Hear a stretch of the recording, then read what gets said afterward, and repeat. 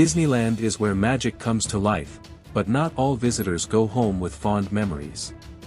Roller coasters that fail at the wrong moment, calm attractions that hide fatal dangers. When something goes wrong, the magic disappears and reality becomes frightening. Today, you will learn about 3 of the most brutal accidents in Disneyland history, stories that many would prefer to forget.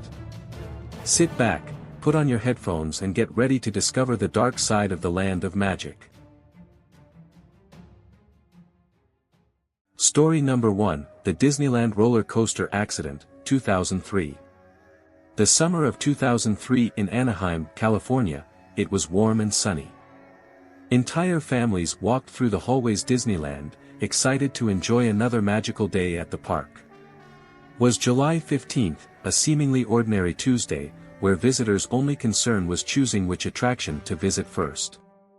Among them was Emily Carter, a young woman from 19 years old, who was visiting the park with 2 friends, Rachel Miller and Tom Spencer.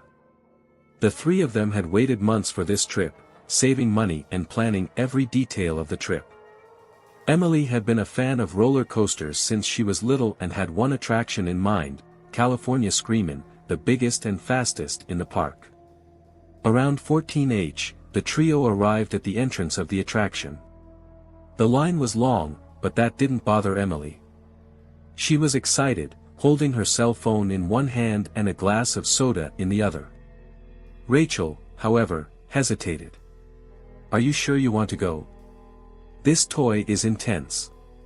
"Of course. That's why we came, isn't it?" Emily smiled, throwing the drink away before heading to the line. A California Screamin', it was one of the most radical rides at Disneyland at the time.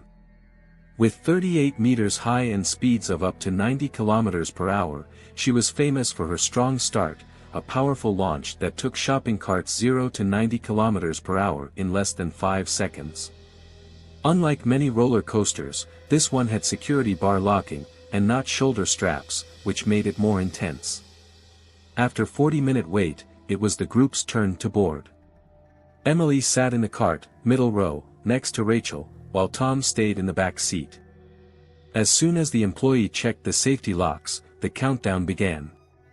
3, 2, 1. And in an instant, the cart was launched at full speed. The tracks vibrated as visitors screamed with adrenaline. Emily raised her arms, feeling the strong wind hit her face. The first looping arrived, and the feeling of zero gravity made his stomach turn. It was exactly as she expected, pure emotion. But something it wasn't right. Rachel, at her side, felt a click in the safety lock. The metal made a dry sound, something almost imperceptible amid the noise of the tracks and the shouts of the crowd. At the next turn, Emily leaned forward slightly and felt the lock move more than usual. His smile faded for a moment, but before he could react, the cart was already moving up to the top. Highest part of the route. From above, a brief second, Emily looked at the panoramic view of Disneyland. "I didn't know it would be the last thing I would see with peace of mind." The cart descended at high speed, forcing the visitors' bodies against the seats. But for Emily, the strength was different. Rachel, next door, felt when something gave way for good. And then, it happened. In the middle of the descent, the lock came completely loose. Rachel turned to face Emily at the same instant in which she felt her friend slip from her seat. Her scream was drowned out by the sound of the roller coaster, but Tom, who was in the back seat, saw it all happen. In slow motion. Emily tried to hold on, her arms grabbing the metal bar that no longer protected her. But the toy's G-force was unrelenting. And, in fractions of a second, she was ejected from her seat. Rachel tried to hold your arm, but it was too late. Emily's body was thrown up, while the cart continued at high speed. Visitors who were on the ride heard the screams and they turned their faces away, trying to understand what had happened. Some people in the rows below looked up at the exact moment they saw something fall off the tracks. What should be a perfect day it had just turned into a tragedy. The sound of sirens echoed through the Disneyland California, mixing with the nervous buzz of the crowd. Employees tried to keep visitors away from the area, but onlookers gathered around the technical platform below the California Screamin', where Emily Carter, 19, lay motionless after her brutal fall. The park, known for its magic and joy, became the scene of one of the most shocking accidents in its history. The medical team arrived quickly, but one look was enough to understand that there was nothing more to be done. Paramedics checked vital signs, while tenside security guards and staff exchanged silent messages. Emily hadn't resisted. Rachel and Tom were still in the roller coaster seats, in shock. The cart had stopped, the other passengers began to disembark, but none of them moved. Rachel was shaking from head to toe. I still felt the sensation of the moment Emily's safety lock gave in completely, when she saw her best friend being thrown from her seat without being able to do anything. Tom was pale, his breathing quick. What was once adrenaline now turned into absolute terror. He saw it all happen. The moment Emily lost control of her body, the second she tried to hold on, the look of despair he exchanged with Rachel before collapsing. An employee approached, trying to help them out of the cart. Rachel didn't respond. Tom just looked at him, eyes glassy, as if his mind was still trying to process what had happened. Next to the roller coaster, a group of visitors murmured, some were crying, others were holding their cell phones. Some people took photos and recorded videos, while security guards asked them to stay away. News of the accident was beginning to spread throughout the park. Anaheim police arrived minutes later. The area was cordoned off, and researchers began the first questions. What had happened? Has the safety lock failed? Was there human error? Rachel was taken to a far corner, where an officer tried to calm her. We need you to tell us exactly what happened. Her voice sounded distant. Rachel couldn't stop listening to the sound of the lock clicking. She said she was loose. I heard the noise. The officer wrote everything down. Did you see if the lock was actually closed when the toy started? Rachel tried to remember, but the images were jumbled in her mind. It all happened so fast. But she knew what she had seen. In the middle of the climb, his voice was shaky. I saw her moving. It was moving more than it should have. She realized too late. Tom was interrogated soon after. He just shook his head. It was too fast. The technicians responsible for maintenance were called to evaluate the toy. California Screamin' was immediately banned. Engineers reviewed safety records. Every day, before the park opens, roller coasters underwent rigorous testing. The carts were shipped without passengers, the locks checked, every detail examined. But that day, something went unnoticed. Security cameras have been reviewed. In one of them, an angle captured Emily and her friends entering the ride. It showed the employees checking security locks. The video was paused, the image enlarged. Emily's locket seemed closed. Investigators continued watching. Just before the roller coaster launched, Emily fiddled with the lock, testing whether it was secure. Nothing seemed abnormal. But something happened along the way. The cart started the route, went through the first big climb. It was at that moment that everything changed. The camera installed in another part of the park captured the exact moment when Emily was ejected from her seat. In the video, his body was thrown up, driven by the force of gravity and the absence of the lock. Rachel tried to grab her arm, but there wasn't enough time. Technicians analyzed the toy once again. They tested the safety locks, trying to understand how one of them could have failed mid-ride. And then, discovered the truth. A rare mechanical failure, almost impossible to happen, had occurred right in Emily's seat. One of the internal components of the locket hadn't fit properly, allowing, with the impact of speed and pressure of the loops, the safety bar come loose completely. It was something that should never have happened.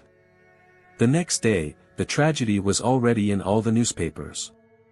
19-year-old dies in accident at Disneyland, made headlines across the country. Disneyland issued an official note deeply regretting what happened and ensuring that all roller coasters would undergo even stricter inspection. But for Rachel and Tom, no investigation or official statement would bring Emily back. The attraction remained closed for months. When it reopened, it underwent several safety modifications. But for those who were there that day, the image of Emily falling off the tracks would never leave their minds. Disneyland was known as the happiest place on Earth. But that day, there wasn't enough magic to prevent the tragedy.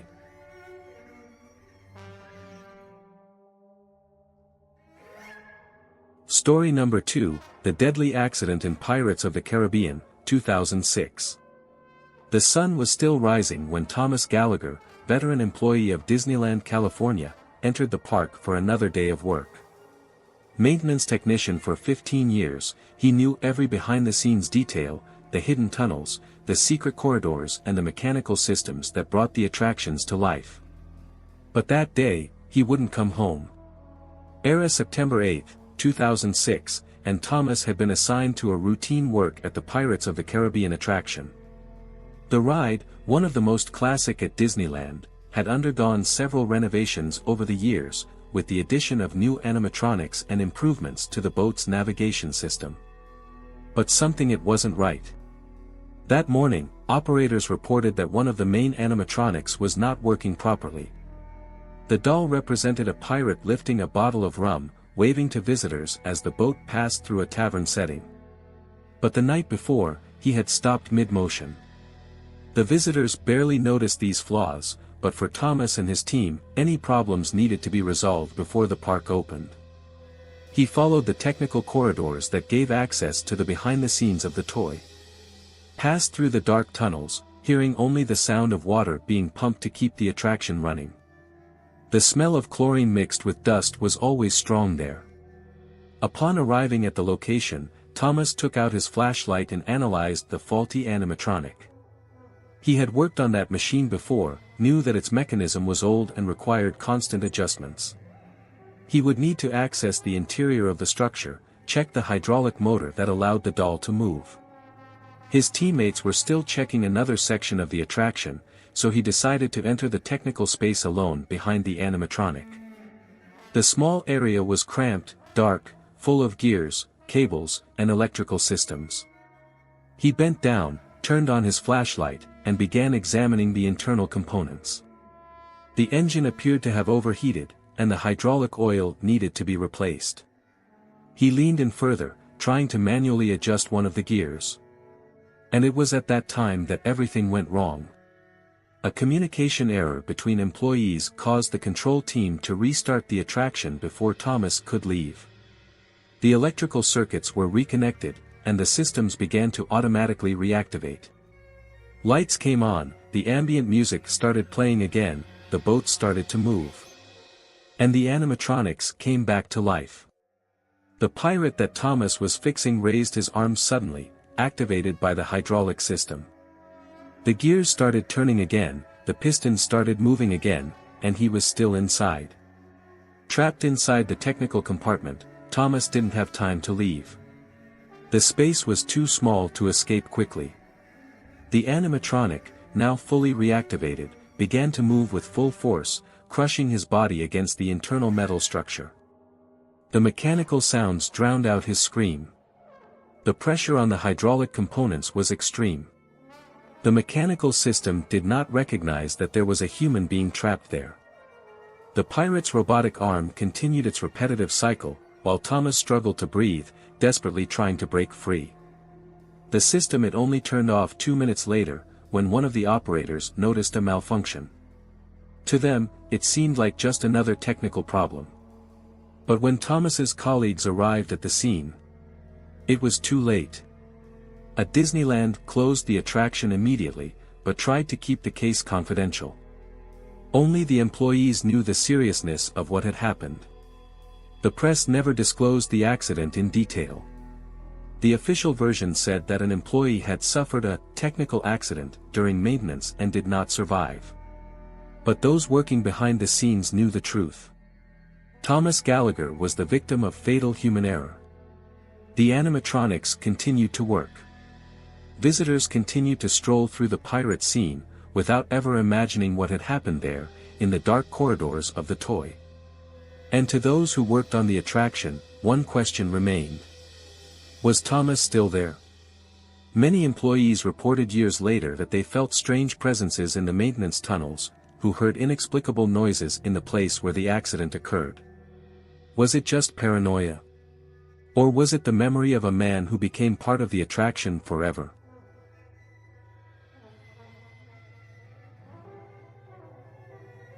Story number 3, The Accident at Epcot That Shocked Visitors, 2008.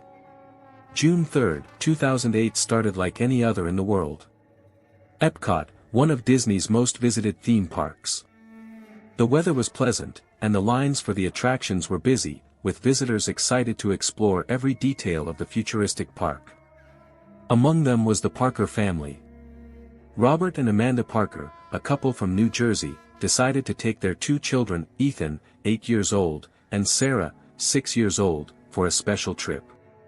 They had waited months for this experience and, among so many attractions, they decided that the first stop of the day would be the classic Living with the Seas, a peaceful and relaxing attraction that took visitors on an underwater tour through acrylic tunnels surrounded by huge aquariums. The line didn't take long, and soon the family boarded the small automated boat, along with other visitors. The boat glided smoothly through the water, entering the huge structure that simulated the ocean. Around, sharks, rays and schools of fish swam freely, creating the perfect illusion that they were actually submerged at the bottom of the sea. The journey was peaceful and silent, only the ambient sound of the water and the toy's automatic narration guided the passengers. But, when they arrived at the attraction's main tunnel, something unexpected happened. The boat gave a slight jolt and stopped in the middle of the journey. The lights flickered, and for a moment, the voiceover audio was interrupted. The visitors looked around, confused. Some children laughed, thinking it was part of the experience. But Robert felt a shiver run down his spine. Something it didn't feel right. A minute passed. Then 2. Nothing happened. A Disney employee appeared over the speakers, explaining that there had been a technical failure and the attraction would return to normal in no time. But it didn't happen. What no one knew at that time was that the attraction's pumping system had suffered a critical failure. The mechanism that regulated the flow of water had just stopped working, creating an unexpected buildup of pressure in the tunnels. And then, the worst happened. One dry snap was heard in the tunnel structure. People began to look around, trying to understand where the sound was coming from. Amanda held Sarah's hand, feeling her heart speed up. Another snap. Stronger this time. And suddenly, the water started to enter. At first, it was just a small jet, leaking from the corner of the acrylic wall. But in a matter of seconds, the flow increased alarmingly. Panic took over the boat. The visitors began to scream, trying to get up, but the seats were low and the edge of the vessel made it difficult to move. Robert grabbed Ethan in his arms, while Amanda held Sarah tightly. The water invaded the tunnel faster and faster. Disney employee radios went into a frenzy. Attraction control was alerted that one of the tunnel's structural seals had failed and that the water in the huge aquarium was leaking directly into visitors' passage. The only way out was evacuate passengers immediately. But there was no time. Employees rushed to the emergency walkways, trying to open the tunnel's evacuation door, but the system was frozen. The water level was already high on passengers' ankles. Within minutes, it reached his knees. The screams intensified. Some people were desperately trying to get out of the boats, but the current generated by the water flow made it even more difficult. And then, the lights went out. The sound of water invading the tunnel was the only thing that could be heard. The despair was total. Robert tried to keep his children above the water, holding them with all his might. Amanda was crying, clutching the safety vest that she had managed to tear off the boat seat. But just as the situation seemed to get completely out of control, officials managed to open the evacuation door. The light from the emergency passage illuminated the dark tunnel, and people began pushing to get out. It was a fight against time. Disney staff helped guests one by one, guiding them through the narrow exit, while the water continued to invade the place. Robert managed to pull Ethan and Sarah out. Amanda followed close behind, holding one of the employees' hands so tightly his knuckles were white. They came out of the tunnel in the last moments before he was completely taken over by the water. Not final, all the visitors managed to escape. The park quickly closed the attraction and covered up the incident, publicly describing him as a small technical problem. But for those who were there, it was a real nightmare. The attraction remained closed for weeks, while engineers reinforced the entire tunnel structure. It was never officially released what really happened that night. But who was there, who he felt the water rising, heard the cracks of the structure giving way and experienced the absolute terror of the darkness in that tunnel, never entered a water attraction in the same way again. And to this day, some employees say that, on quiet nights at Epcot, you can still hear a drip inside the tunnel, even though it has been completely renovated.